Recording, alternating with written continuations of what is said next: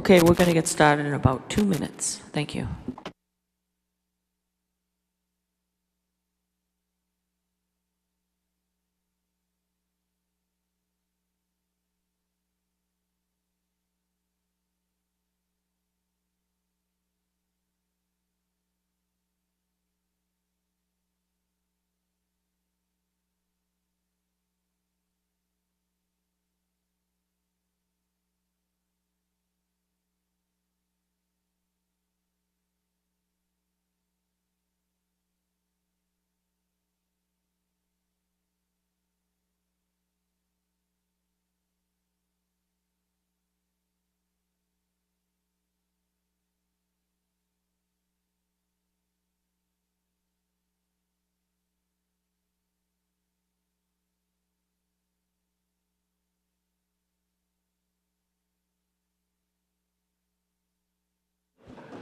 Okay, good evening, everyone, and welcome to the Municipal Safety Committee meeting of November 13th, 2025. Joining me this evening as chair are committee members, Councilors Gamache, Higgins, Peach, and Rosignol. Also, it looks like we have a full complement of the councilors this evening. With that, there are a couple of items on the agenda. And we will start with an update from Captain Richards regarding the Lowell Street and King Street, Endicott Street intersections. Captain Richards, thank you for joining us this evening. I know you have, you're very busy, and we appreciate your time to address these important issues. So with that, I'll turn it over to you for the moment. All right. So I'll just give you a quick update on that intersection. As you know, in years past, we had a plethora of motor vehicle accidents at that intersection. A few years back, we actually updated the striping on the road to create a left turn only lane coming eastbound on Lowell Street towards the square. And then last year, actually it was about a year ago, we installed a new mast light, a mast arm with traffic lights and traffic signals at that intersection. I've done some accident data on that intersection going back about 5 years, and it appears that the accidents were reduced somewhat in 2024 by, I think, some of the striping that helped, and in 2025, they went down a little bit. Actually, they were a little higher in 2025 than 2024. But going back to 2020, we had 9 recorded accidents at that intersection. In 2021, we had 11. In 2022, we had 14, which was the high number. And then in 2023, they come down about 7 or 8. And then in 24, they went down to 4. And in 25, we had 6.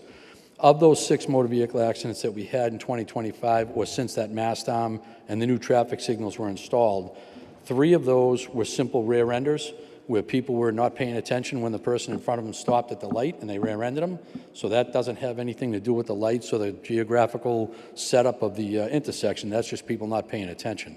One of the accidents was somebody coming eastbound on Lowell Street, taking a left into the Ampet gas station, who cut right in front of an individual that went through a green light at the intersection, cut right in front of him and got hit.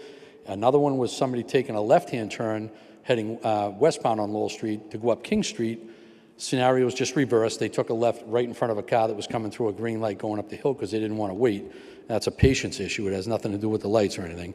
And the 6th accident that we had there was the young kid that got hit on a electric bike that was going through the intersection, and that unfortunately that was unavoidable. That was the kid on the bike and the other kids that were at fault at that.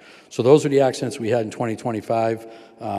It's not a huge number. I think that the installation of the mast arm and the lights and the new visibility of the lights has certainly improved things there, and I think the striping a year or 2 before that of the lane taking a left onto Endicott Street has certainly helped. And that's what I have for that intersection at this point. Thank you, Captain. With that, I'll defer to Councilor Daigle. Do you have any questions? Thank you, Madam Chair. No, thank you, Captain Richards. I know that's a little bit of deep diving to look into for the past 5 years, but I am pleased to hear that the mast arm seems to be effective. I'm not there all the time, but I did witness a lot of accidents prior to that installation, and maybe if it's coincidence, but I haven't seen any, so I think that's effective. I think there are other factors. It is a tough spot, and as you know, as we move on, there are certainly other factors that might play into a lot of these traffic incidents. But I appreciate you doing that research, and I think this was worth our investment of what we coined 4 years ago the most dangerous intersection in Peabody. Maybe we've changed that, so thank you, and thank you, Councilor Manning Martin. Thank you, Councilor Daigle. Any other councilors have any comments? We also have somebody on Zoom this evening, and if we have any other residents who would like to participate on Zoom or present this evening, I'll open it up. So we do have someone on Zoom this evening. Has that person indicated that they would like to speak if they raise their hand? If so, would the resident please do so if you'd like to comment on this subject? No reaction. Okay, with that, we'll move on to item B, which involves e-bikes, and would like Captain Richards to discuss what ordinances we have in place, what issues we have in enforcing those ordinances, and in particular, what the agenda item is Main Street and downtown sidewalks, and the use of e-bikes on those sidewalks. But we have heard from a lot of residents regarding other issues, areas where e-bikes may be need to be addressed. If you could tell us what could be addressed, and specifically, in addition, would be the bike path, if you could. Thank you, Captain Richards. Well, e-bikes are a fairly new phenomenon around here, and they're becoming much more technical and much more easy to use, even for kids. And they're becoming faster and faster, and they can be modified to go faster than they're built to be. So we are having an issue with electric bikes in the area. And of course, going back to what I mentioned earlier about the accident at Endicott and Lowell, the individual that got hit by the car was on an electric bike and went through that intersection on an electric bike. So electric bikes, a lot of people seem to think electric bikes are qualified or categorized as a motor vehicle. They are not. The Commonwealth has not referred them as motor vehicles, so they don't fall under the motor vehicle laws. They do, however, fall under the bicycle laws. They have to follow the same rules of the road. They follow the same rules as bicycles. The one distinction is bicycles are allowed on sidewalks pretty much everywhere in the city except for downtown business districts. So Main Street, Foster Street, bicycles should not be on the sidewalks. E-bikes are not allowed on sidewalks anywhere, even in neighborhoods and other places. They don't belong on the sidewalks. So e-bikes, they have three categories or classes of e-bikes. I don't want to get into the minutia of it, but the two first classes, well, Class 1 and Class 2, they're supposed to have a maximum of 20 miles an hour. They're also supposed to be aided by pedal. The electricity doesn't kick in unless the person's actually pedaling the bike as well. The difference between the Class 1 bike and the Class 2 bike is in the Class 2 bike, it actually has a throttle on it. So when they're pedaling and the electricity kicks in, they can use a manual throttle to pick up that power on the electricity to get the bike going quicker and faster.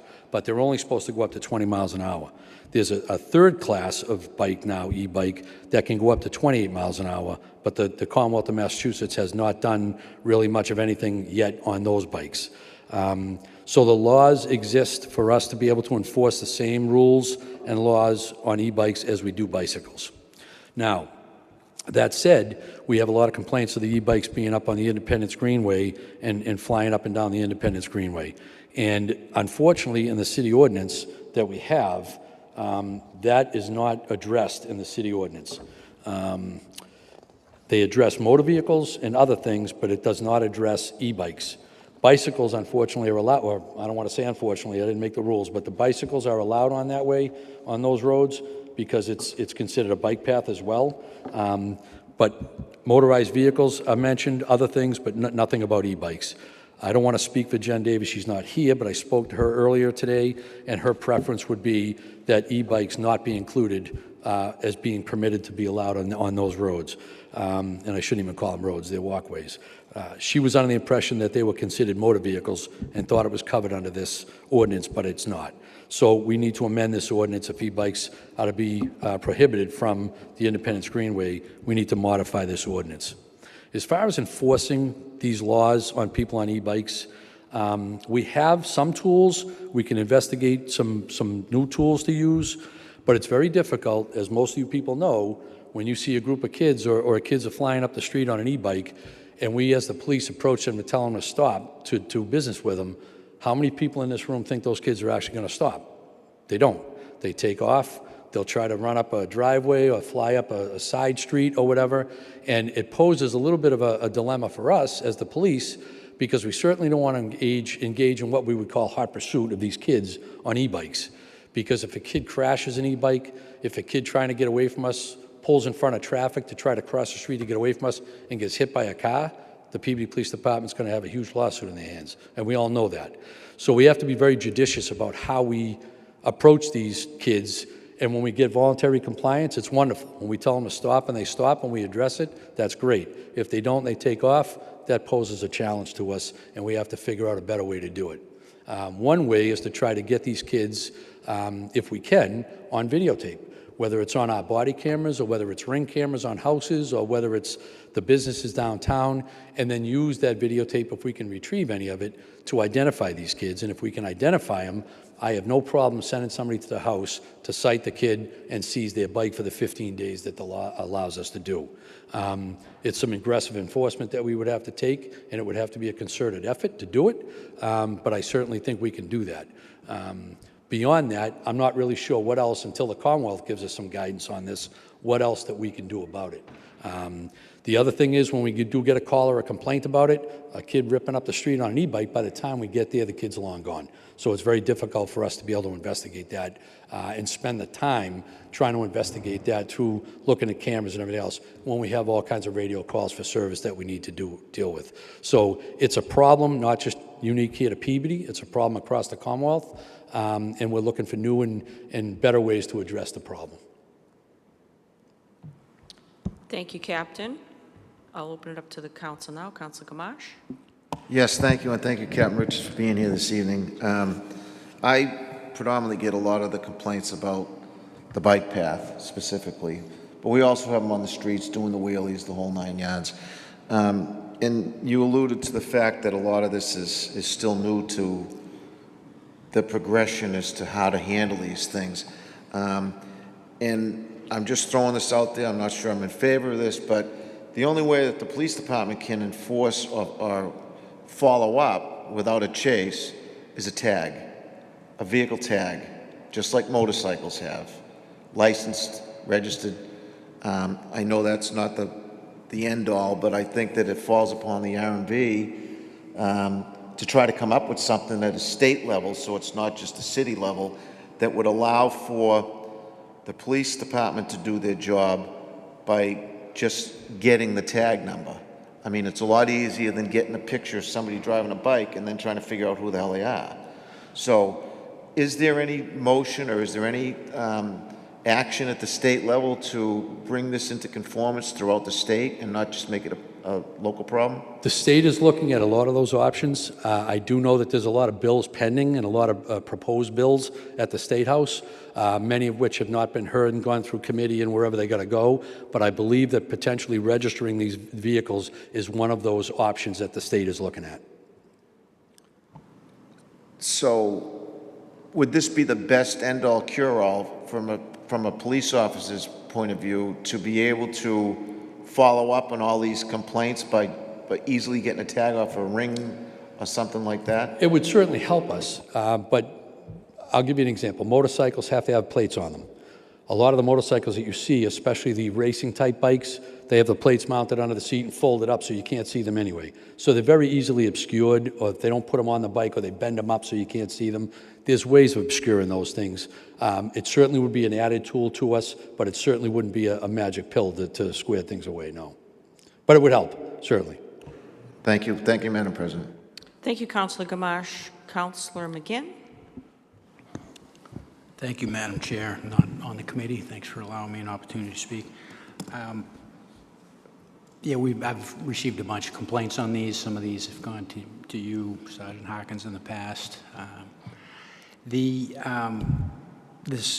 have any data on actual enforcement that's happened? I mean, I know you're very good typically about looking back over statistics. Do we have any information on? I'm not sure that we actually even have a category in the computer that would pass out just e-bikes or anything like that. I would have to do a little research on that and find out if we could do that, because we're not writing a citation or anything like that. Typically, the enforcement is either grabbing the bike from the kid or, you know, if they're young kids, when we cite young kids or we do things or take their bikes, we have to deal with the parents and all kinds of flack from that. So the approach up to now has been more of an educational approach, grabbing a kid and reading the riot act and telling them to knock it off, and really not writing a ticket for that. So that being able to track that is probably going to be difficult, but I can certainly look into that. Yeah, thank you, Captain.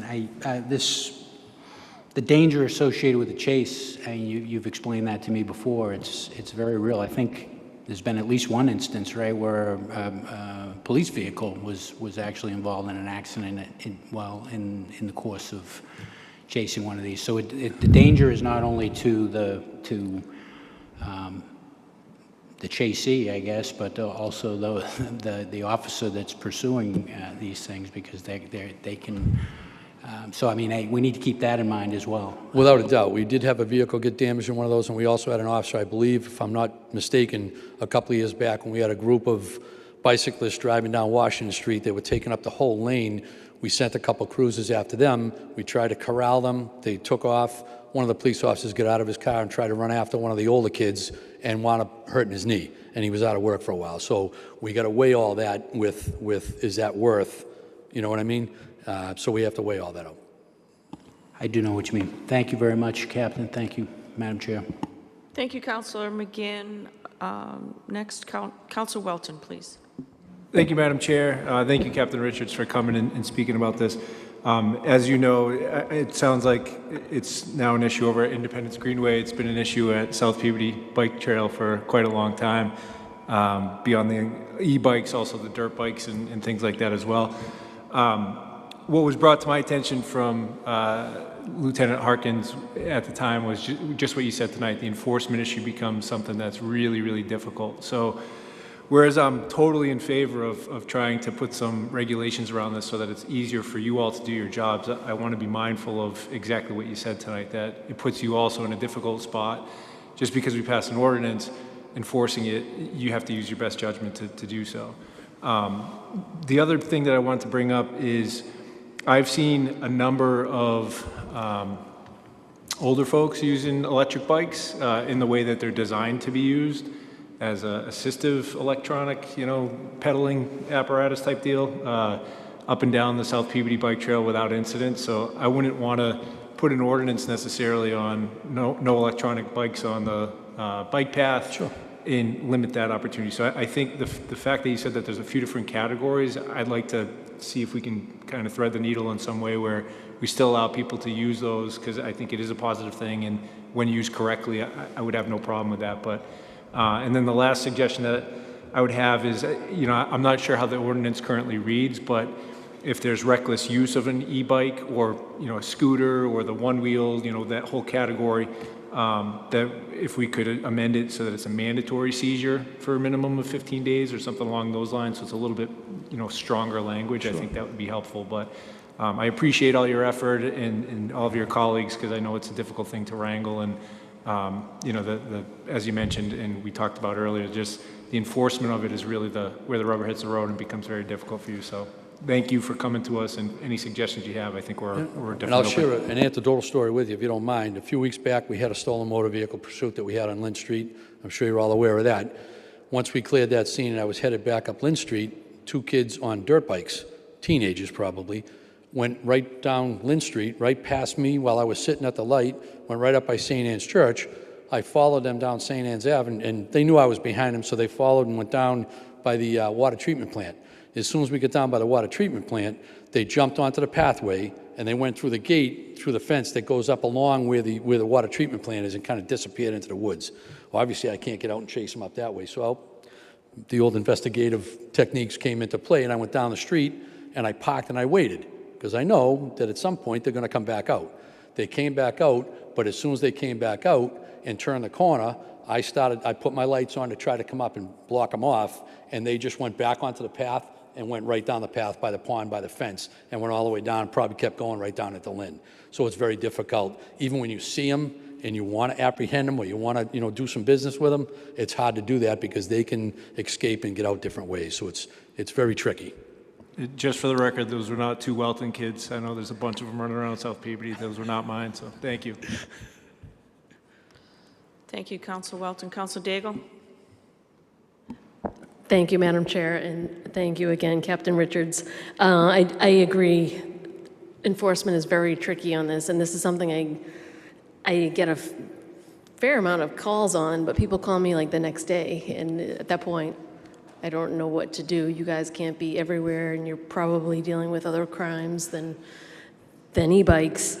And I just, even as recent as last week, I'm on a dead-end street, and I'm driving out of my street, and there's about 6 kids on these e-bikes, and they see me coming, and they don't move.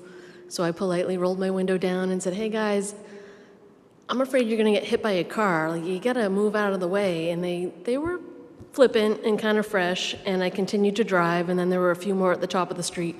So I got my phone out and started taking pictures, and then they freaked out.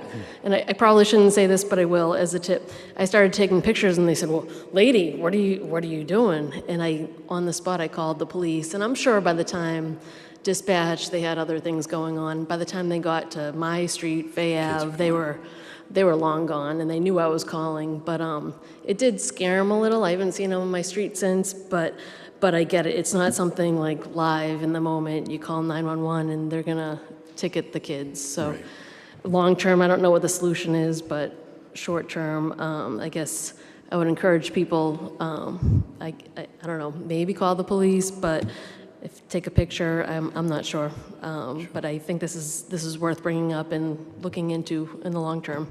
So thank you both. And one of the things with the enforcement too is I know with the Independence Greenway, we can't get cruisers out there. So we have to send either our motor units out there or our bicycles out there, which we would love to do. And every time I'm on a motor or one of my guys is on a motor unit, I always tell them, before you come back to the station, hit the pathways, drive up and down. You kind of be surprised at the reaction we get from some of the people that are on those independent greenways walking up and down the road. Some of them are very happy that they see us. The police, great. Some of them are not thrilled to see us out there at all. And we'll drive by them and we'll get some dirty looks and we'll be like, "What are you doing? That's a motor. It's not supposed to be out here." And we're the police, you know what I mean? But we do the best we can. If we had more people and more availability to put people in those spaces to spend time out there, I think it would also help. So we're struggling with the staffing issues and other things too, but that's what that's going to take on the Independence Greenway, is to get police out there on the bicycles and on the motors to spend some time out there to try to discourage people from abusing those areas. Thank you, Captain. And maybe even with you saying that, if the kids or the e-bike drivers, not to generalize, know they're on camera, maybe they'll avoid public areas. I'm not sure, but just thinking out loud. Thank you, Madam Chair. Thank you, Captain. Thank you. Thank you, Council Daigle. Council Melville? Thank you, Madam Chair.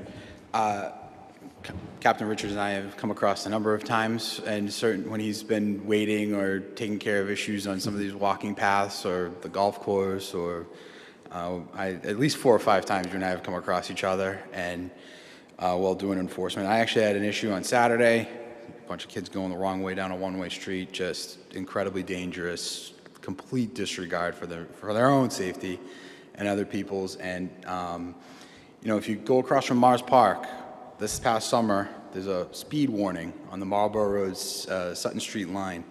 And there were kids that were racing down in their electric bikes, measuring how fast they were going, using the speedometer that we have up to tell people to limit how fast they could go. But what I would just say on this, I think, Captain Richards, you alluded to how to solve the problem. They all live somewhere. And the sooner that there's a reporting mechanism, I would suggest a reporting mechanism of some sort, because there's somebody in that neighborhood that this drives crazy to. And they're calling you, and they know where they live. If they can anonymously provide that information and just say, "Hey, this house on this street is the epicenter where they're meeting."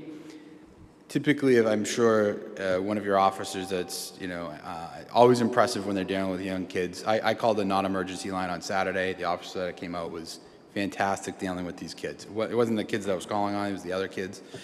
How they interacted, I don't know. It seems like you guys have done some training on this, and outstanding. I could hear the whole thing, saw the whole thing. But I think that those neighbors that are calling counselors, if they could send that in just a matter of a police officer showing up to the parents and saying, this got reported as a location where this is the epicenter. It's kind of like high school parties, you know? Once the parents find out what's going on, things can kind of change. Maybe the parents don't care. That's a different issue. But I think that that would go a long way in alleviating the calls that counselors get, and also maybe getting some effective enforcement. This morning, I can tell you, sitting in traffic on Washington Street, a number of those kids are going to schools. So they're parking those either outside of the school zone or on the school zone, but they're there.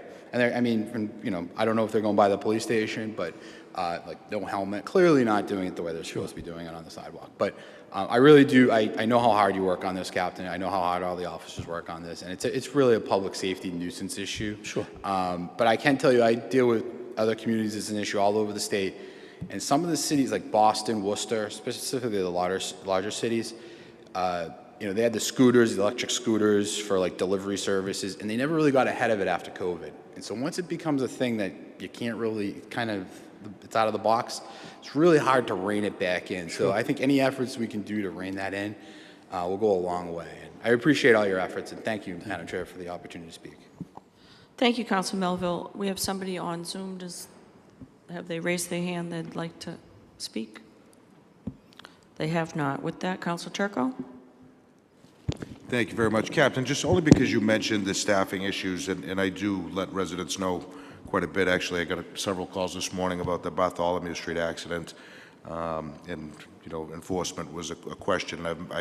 I mentioned the staffing issues, but could you just, for the public, let them know what's happening, you know, with staffing right now, where we are, how short you are?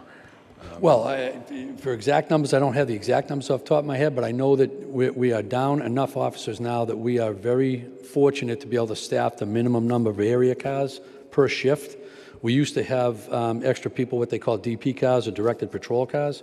So we used to have extra people on every shift that we could now deploy to these different things and not worry about answering radio calls. We don't have that luxury right now. So we're minimally staffing our patrol division so that we are answering basic calls and emergency calls for service without a lot of time for those officers to do these ancillary enforcement actions. So we're in the process of trying to hire right now, again, and trying to beef up those numbers, but it's a catch-up game, and we're always trying to play catch-up. And right now, we just don't have the bodies to be able to dedicate to those collateral enforcement issues unless it develops right in front of somebody's face. It's hard to do all that follow-up when we're just answering radio calls and calls for service. Thank you, Captain. So with that, you know, with regard to hiring, are we in the interview phase of hiring? Are we in the academy phase? Or We have 5 in the academy right now that are actually graduating on next Tuesday, but they now have to go through about 6 months of field training before they're going to be allowed to go out on their own. And then we're in the process right now. We've done some interviews, and we're doing background checks right now in hopes of hiring a large group of 15. That's what we're working on right now. Thank you very much, Captain. Thank you, Council Turco. Any further remarks from the council? Anyone in the audience? Yes, ma'am. Come on up and use the microphone and state your name and address into the record and share your thoughts. Thank you.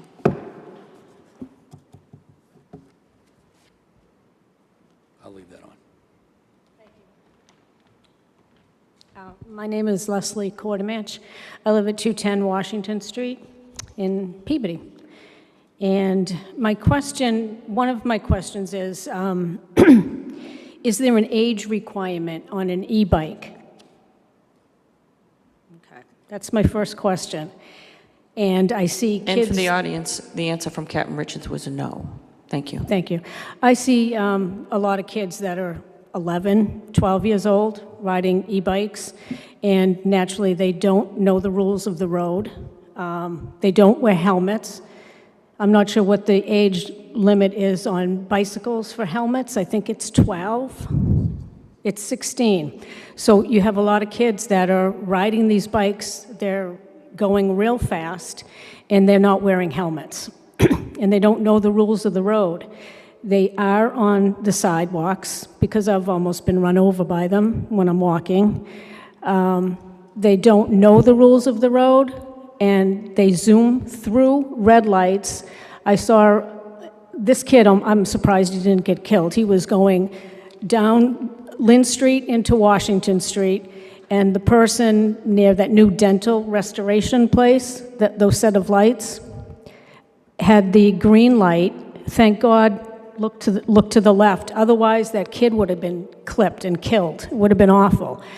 So I think there should be some registration of the e-bikes, so people can be advised what the rules of the road are, to make it more safe for pedestrians, for the people who are riding the bikes, and also for the motorists, because they ride in the middle of the street sometimes, I've seen. So I think it's pretty dangerous. I know we can't just start registering. It has to, I guess, come from the state, but it's pretty dangerous. And also, I saw a kid use the pedestrian light to cross a street.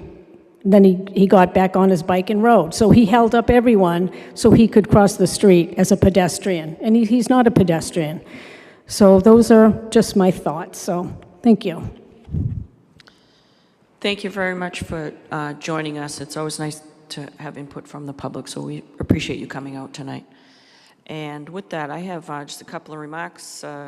Council Welton wants another bite at the apple. Council Welton? Thank you very much, Madam Chair. Just very quickly to Captain Richards, do we have a speed limit for any of the bike trails, whether it's the Independence Greenway or the South Peabody Bike Trail? I believe so.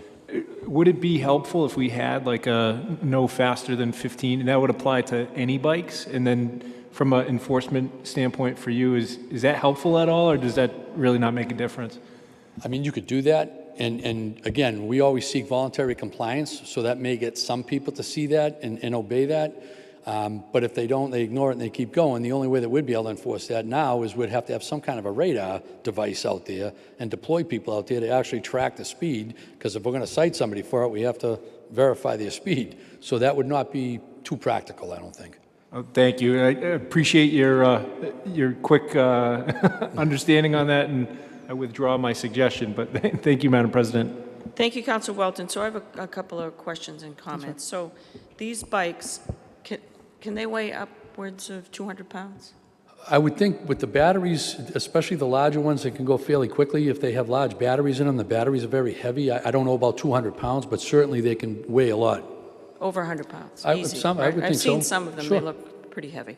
And then if you put 1 or 2 13-year-old kids, teenagers on them, that's going to be a lot of pounds of pressure hitting someone on a sidewalk of someone Without a doubt. leaving Gallinero.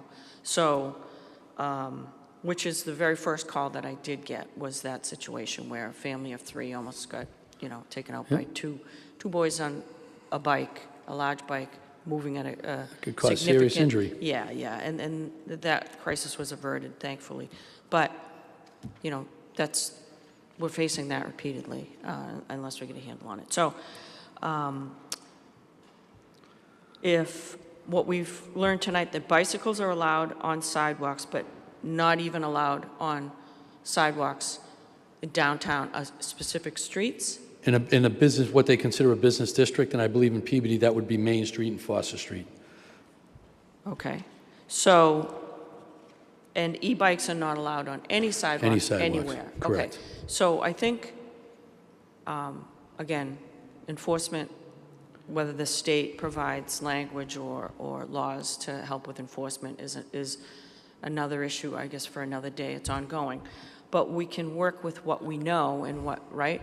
So e-bikes, we really need to have enforcement of e-bikes not being on sidewalks in anywhere, but certainly down in the business district, because people are walking blindly. And I've seen it myself, because I go to downtown businesses, as many here do, whenever possible, and you can see that it's an accident waiting to happen, with people just walking blindly out onto a sidewalk. Why would they think to look left and right on a sidewalk? And they could get clipped with a very heavy, fast-moving e-bike. So that was the main purpose of the motion, but it generated a lot of discussion, good discussion. So I think that the conversations about maybe you could work with the chamber and see if those businesses can share their videos to help the police, as Councilor Melville and you suggested. You guys know who the players are, and you identify people. You all do your work very well.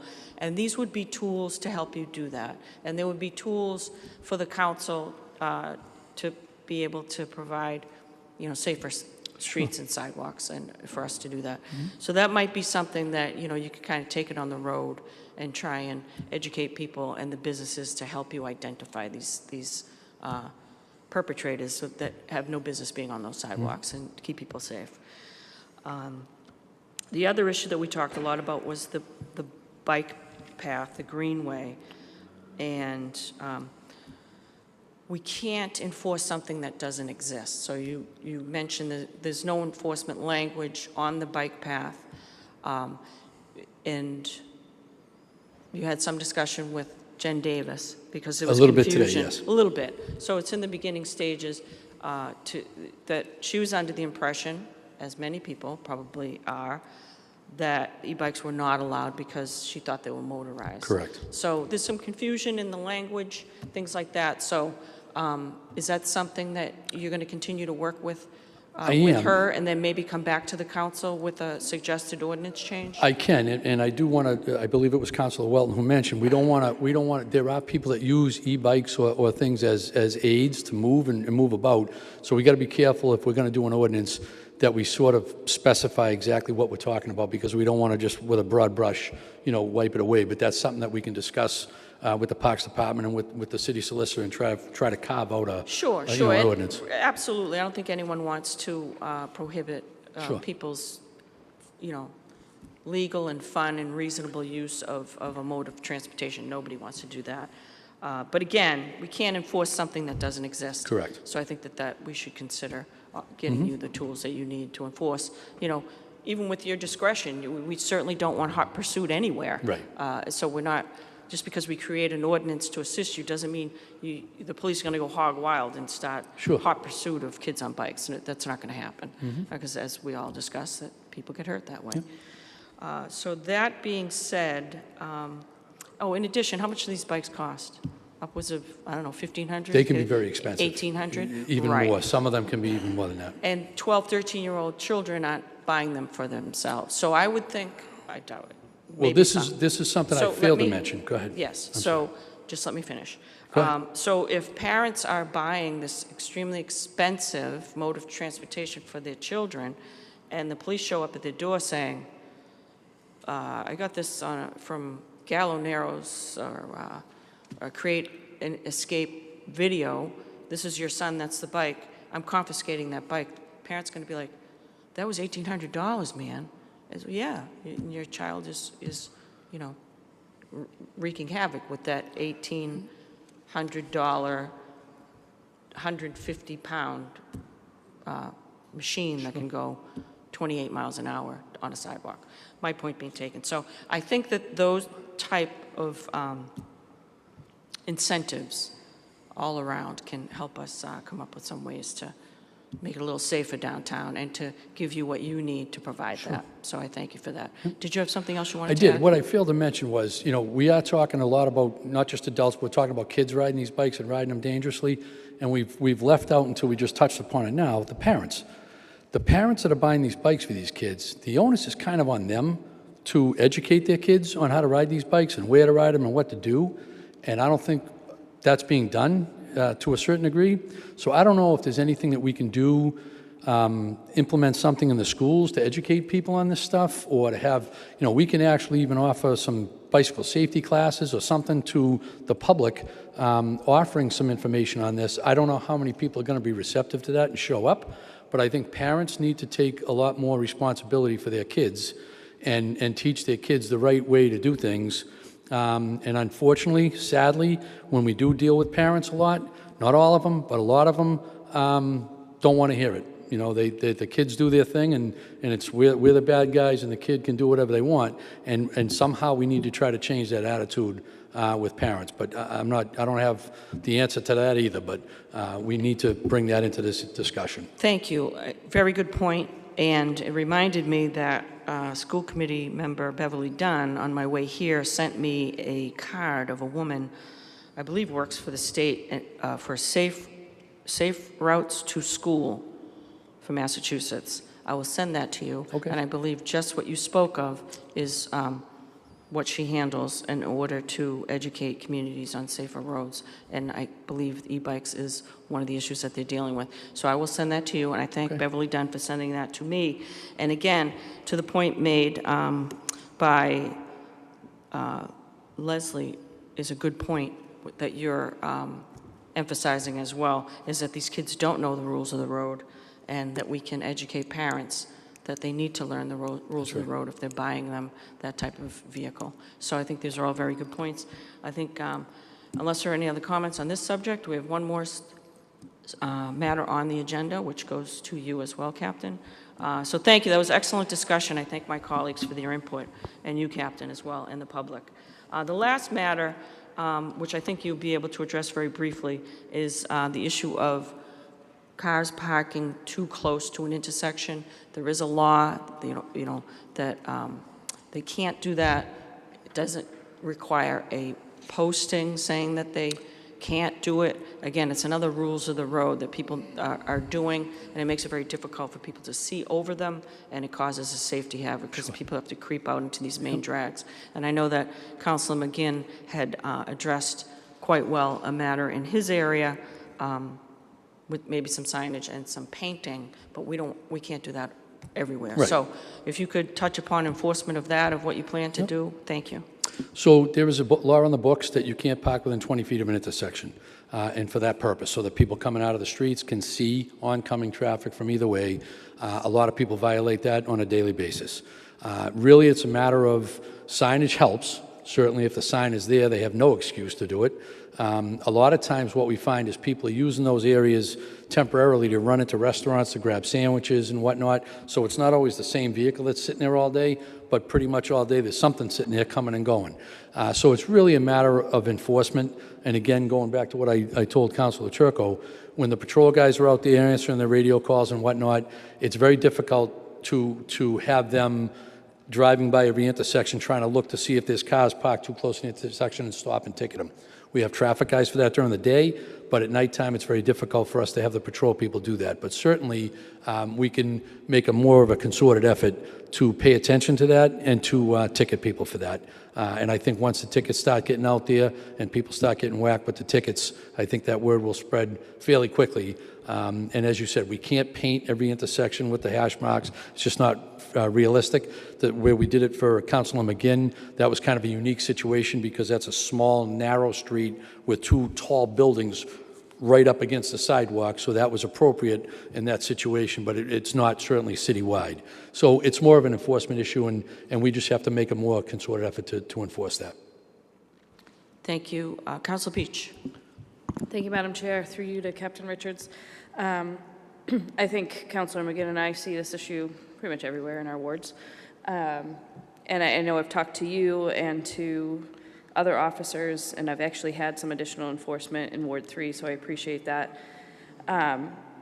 What usually sparks the issue, specifically in my area, is that emergency vehicles can't make turns onto these narrow roads when the cars are parked too close to the intersection. I have started doing some research, but I don't know if you're familiar with it, so that's why I'm asking. Is there a way for us as a council to give the fire department ability to ticket anything that's parked in front of like a fire hydrant or too close to an intersection where their apparatus wouldn't be able to respond to an emergency there?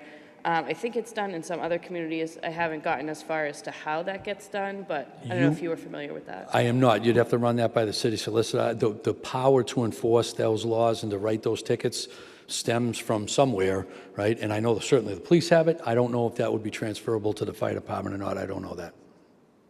Okay, I think, Madam Chair, I think that'd be something maybe you'd want to look into as well. Like, I'll continue to look into it, but I think that would help maybe with our staffing issues. Mainly, I have a lot of cars in Ward 3 that park and block fire hydrants, and it's very frustrating, and it's frustrating for the fire department. Obviously, if there's an emergency, they will do whatever they need to do to get to that hydrant, and their truck can certainly move a car. So it's not so much about safety as it's just an inconvenience. That could be a safety problem if we lose a few seconds, but, you know, for them, they understand you guys are understaffed as well, so calling in every single time they see someone parked too close to the corner, and they are out there constantly, and they do see all this happen, but they don't have any power to do anything about it. So I think if we can, as a council, look into, maybe that's an avenue, like limited ability as far as parking too close to an intersection or blocking fire hydrants. If maybe it's not every firefighter, but someone in the fire department has the ability to do that, that would be helpful to up enforcement a bit. And then if we start enforcing, I think we'll start to see less of the issues and we won't need the enforcement as much. Thank you. Councilor Peach, unless the two councilors who are motioning to speak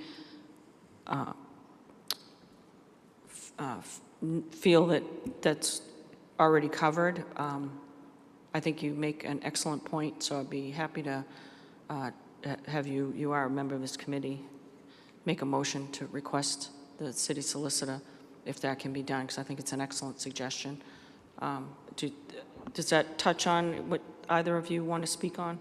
Okay, if you want to make that motion. Yeah, I'll make the motion to request an opinion from the city solicitor if we can extend some enforcement capabilities to the fire department or specific people within the fire department. So moved. On the motion, all in favor, any opposed? It's a vote. Thank you, Council Peach. Council McGinn.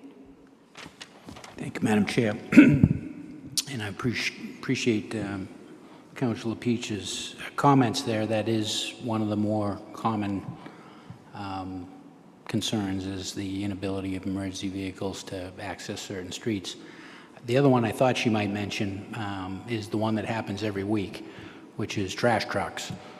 I mean, we get streets missed all the time because cars are encroaching on the intersection and the trash trucks can't navigate the tight turns, and so they just skip the street. And so we inevitably get a complaint, and then we have to have them come back with either a smaller truck, or we got to get the police involved to get the cars to move. So,